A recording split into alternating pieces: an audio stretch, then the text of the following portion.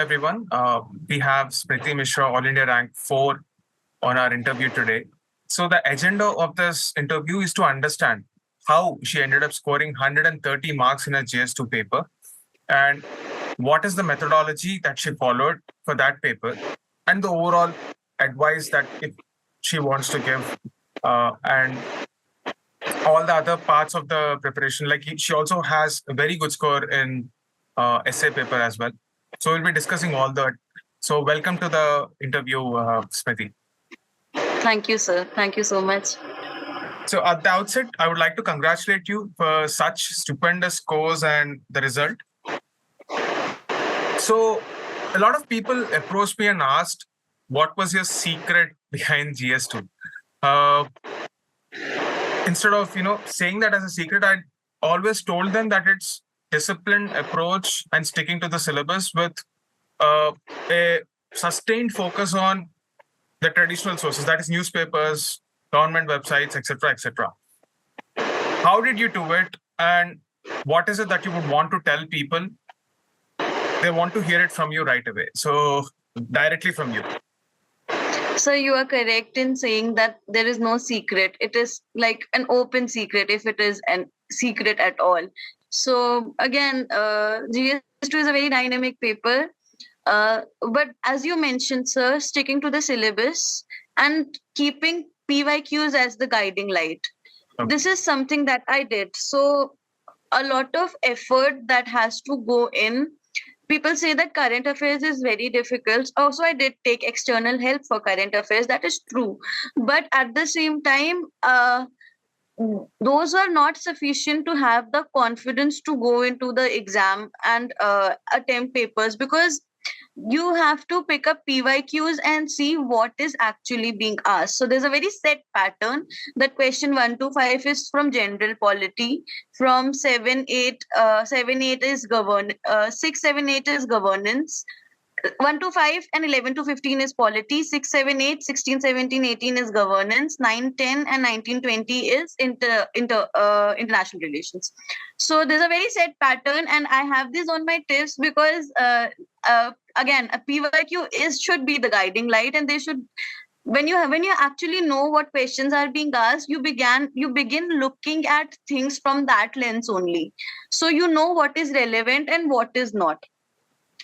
For the I scored 130 in GS, and that is because I think I did a lot of time working on value addition, and that is through newspapers and mostly from newspapers, sir. And that is I would give that a little credit to UPSC Highlights, but that is your channel.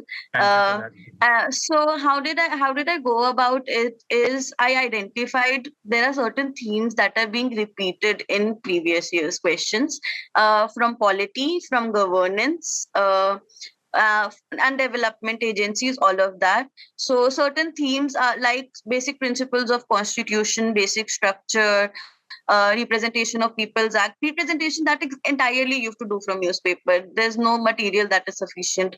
Right. Then there's judiciary, all three organs of the government, separation of power, decentralization, federalism, parliament and state legislature. So questions are asked from the current affairs of these themes only. So you can always prepare introduction and conclusions that are going to be common for every year's question paper. So I used current affairs mostly as conclusions or introductions. So for example, in the vice president question, we had a newly elected vice president. So in the introduction, I think we are going to discuss the question paper, so I'll spare that information. Yeah. So again, I would go to development agencies and governance. So we have poverty, health, education, and NGOs, SHGs, all of that. I collected a lot of examples and case studies from the newspaper. And so data, news. There are certain set questions that are being repeated every year, both from polity and governance, and not for international relations. That is something different entirely. But these can be very well prepared. there will be a set question on constitutional bodies, NGOs, SHGs, donor agencies, e-governance, role of civil servants, and the small topics. And if you do a little bit of effort in having examples or case studies, very recent case studies that are in news, both positive and negative, I think that really adds value to your answer and will help you score good marks. Okay. So I think that is how I used the Telegram channel as well as reading newspapers in general.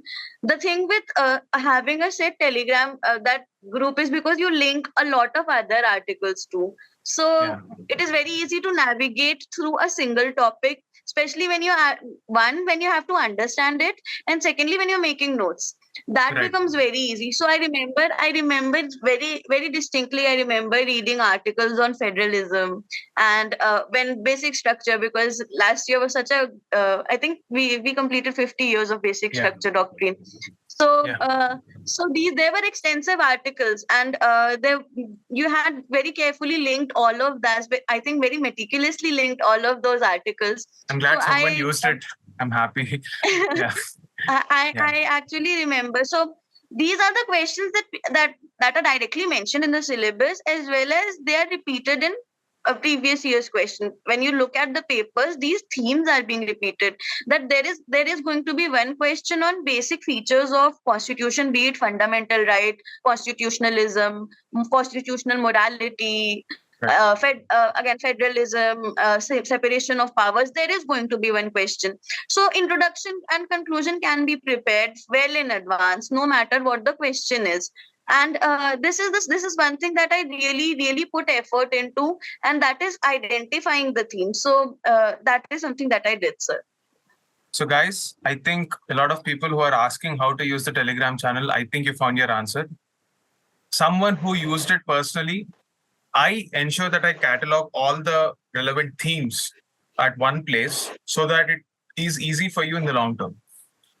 At this point, I would like to warn certain freshers who are trying to make elaborate notes out of every editorial. That's futile, and it is not going to add any value to you in the long term. But you have to read it on a daily basis because you can't digest all that information in a single sitting. So do it every day. But when you're actually making notes, you know where to draw the boundary, how to scope your entire theme. And that is exactly what Smriti did. And you can see the result for yourself.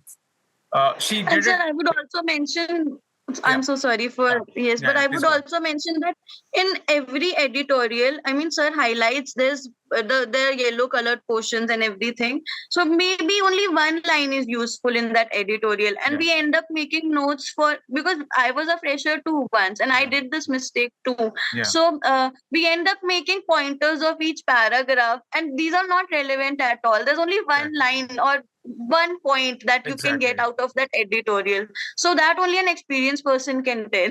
And whatever that important point is, I ensure that I mention it in the write-up below the Yes, sir. image. So And you also make a star mark. yeah, I make a star mark wherever it is important, where if I believe that you have to take away. So those are very rare. If you combine all of them for the entire year, you would hardly notice maybe 20, 30 points together for the entire paper. So Yes, that is sir. what I meant. You have to have a structure.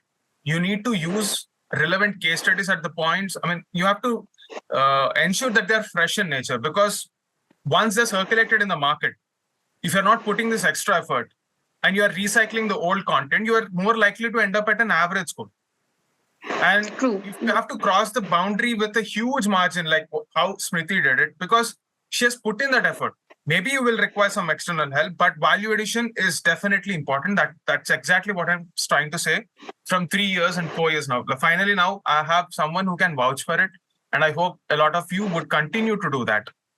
On that note, I would also like to know more about your other parts, because you've done extraordinarily well in such a difficult time, especially in essay paper, where a lot of people were struggling. So can you briefly give us an outline of how you approached essay and what was it, according to you, that helped you get there, like getting 140? I mean, if I'm not wrong, 145? Yes, sir. 145. 145. It's a very good score. One of the top scores in the country right now. So what is it that, according to you, rewarded you with that score?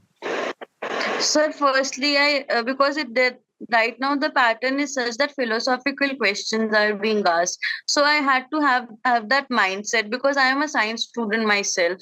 So I do not know a lot of humanities concepts which are very beautiful. I discovered that in the process of preparing for essay, and I think I discovered the joy of reading humanities because that is something that I discovered, and I did not score very well in the test series that I joined because they used to give me 110, 120 only. But I did not mind at all because I knew that my essays are going to be fun to read. So that is for the entire 3 months I prepared. The how did I go about it is a little unconventional. So I followed certain YouTube channels which are not UPSC oriented. These are Academy of Ideas, School of Life, and Yeah. Einzelganger. I think I'm not able to pronounce it correctly, but these introduce us to these are very basic videos that introduce us to certain concepts that I was not aware of. These Exactly. were Japanese philosophies and Indian philosophies and Taoism and Wu Wei, Wabi Sabi, all of that. So and then I also used the GS-4, your channel GS-4, the certain case It studies that you is. post. Yeah. Yeah. So that is something that I use. I kept noting them down, sir, because I needed that for my final revision too. Yeah. Because once you know you have to internalize it to sort of we think that the toppers who write it comes very naturally to them, but that comes naturally only because they've internalized certain information. So because then their brain links all of those concepts together and everything happens subconsciously. So the collection that began, sir, so I started watching some certain YouTube videos. I made notes out of them, even if they were not academic or they were not UPSC oriented per se, but 2 line, 3 line notes for little concepts, little Yeah. stories, anecdotes. Padma awardees, sir, their stories are so inspiring. Yeah. All of that, and these little anecdotes and examples I started collating. Even if you now see my essay notes, these are very random, you will not be able to make sense out of it, but then I knew that they will be useful because I've seen the kind of topics that are being asked. Yeah. So So at this it point, was sorry to interrupt you. Like at this point, I would want some pointers to take away from this entire discussion for the freshers who are watching this. Essay is not a paper where you have a predefined structure, or you're coming with a premeditated mindset that this is going to be an anecdotal introduction or a question based introduction. It reflects your personality. So there are various ways of writing an essay. There is something called an inductive method, wherein you start with certain examples and see what are the common themes from those examples and arrive at one conclusion. That's like how in a science experiment you would see certain observations and then come to a conclusion. Similarly, there is another style of writing an essay called the deductive method. You start with the hypothesis and then try to deconstruct the various aspects of it and see the diversity of the examples that you can give in that essay. What, according to me, rewards a student with good marks in essay is the ability to switch between both these methods. You're not going to just stick to inductive method or deductive method. Depending on the paper, if a lot of philosophical questions are asked, you should have the ability to interpret the highest possible thought on that theme. Like, what is your interpretation? Is it just confined yes. to that statement, or you're going beyond that statement and seeing the underlying undercurrent and extrapolate it to various aspects of your own life, the life that you have lived, and all the books that you have read, all the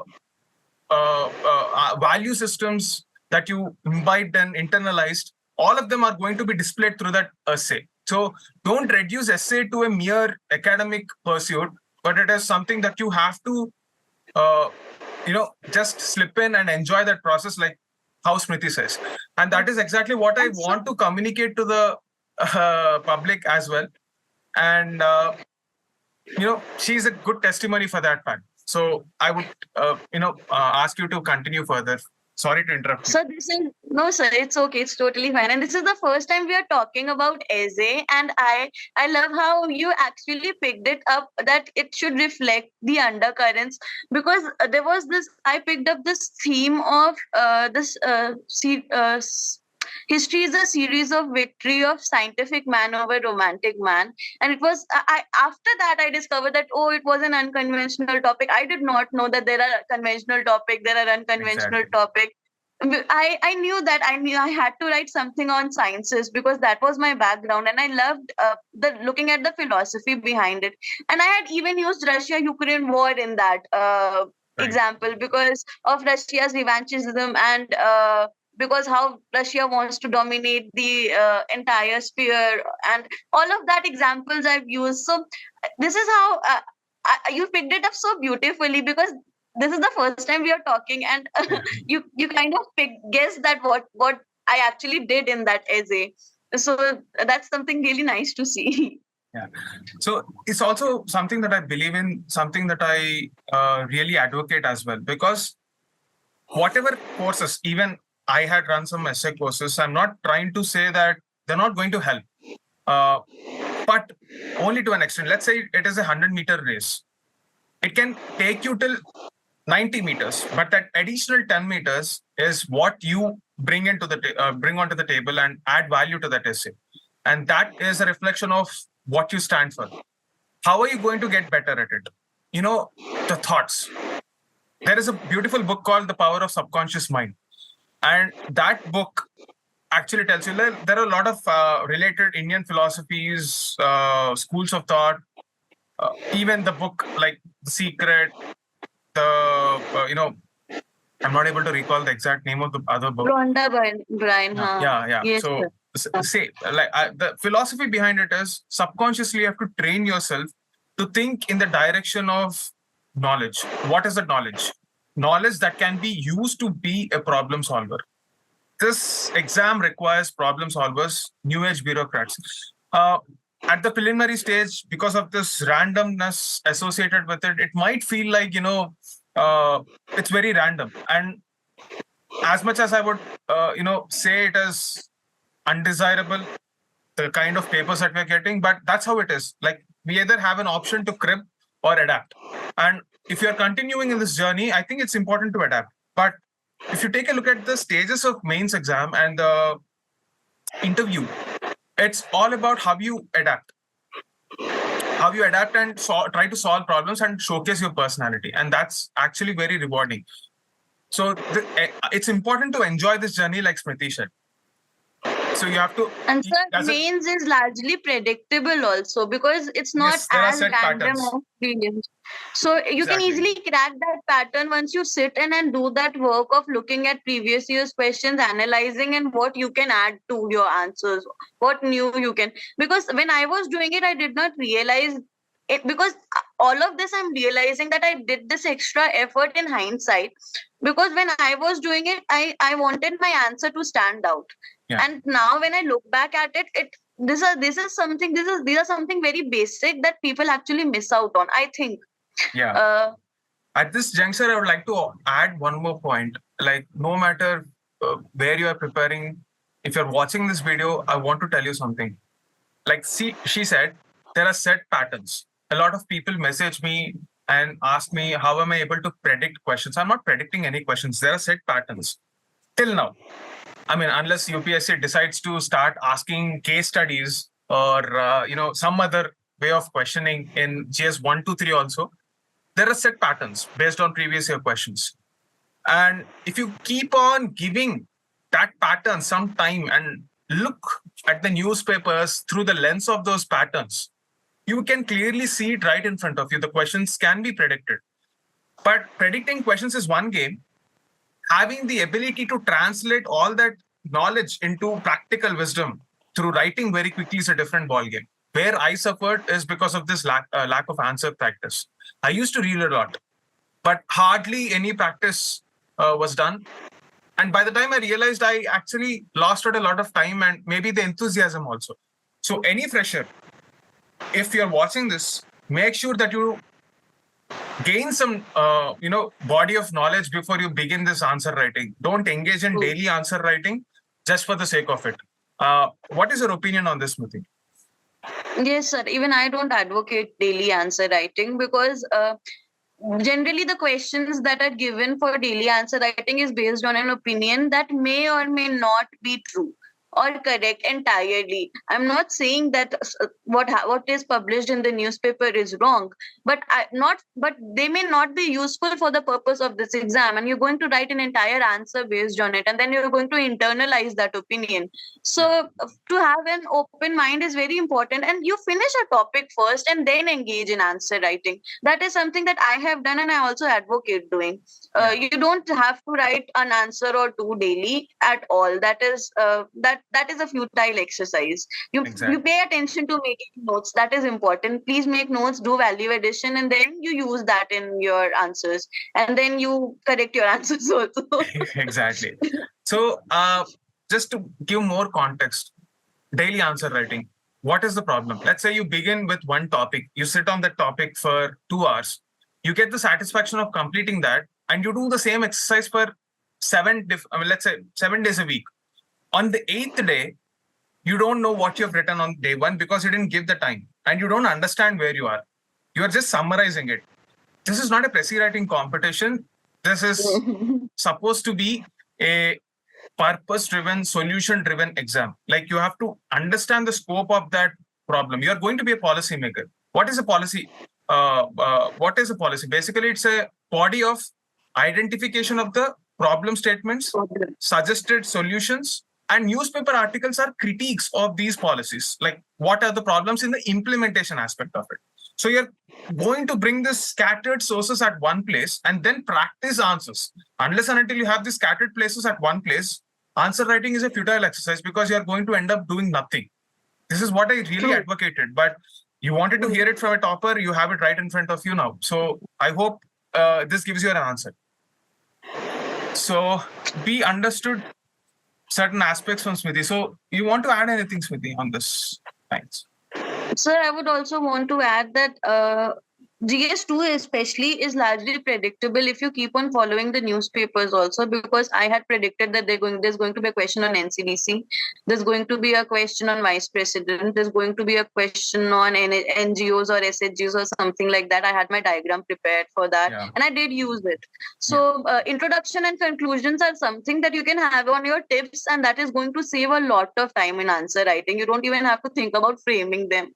There are news headlines that you can always use. Very simple, and it's not really necessary that you're going to complicate your preparation. Please use simple headlines. That I use that our honorable vice president, the name of our honorable vice president in the conclusion, that and the article. So all of this, please have it on your tips for GS2 especially. There are articles that you can prepare on judiciary, parliament, executive, all of these articles. You have it on your tips, and it is going to definitely help you. If you don't think of anything, especially SDGs, you can always use SDGs for conclusion. And I think that is something that really helped, having intro and conclusion prepared. I think everybody does that. All toppers do that.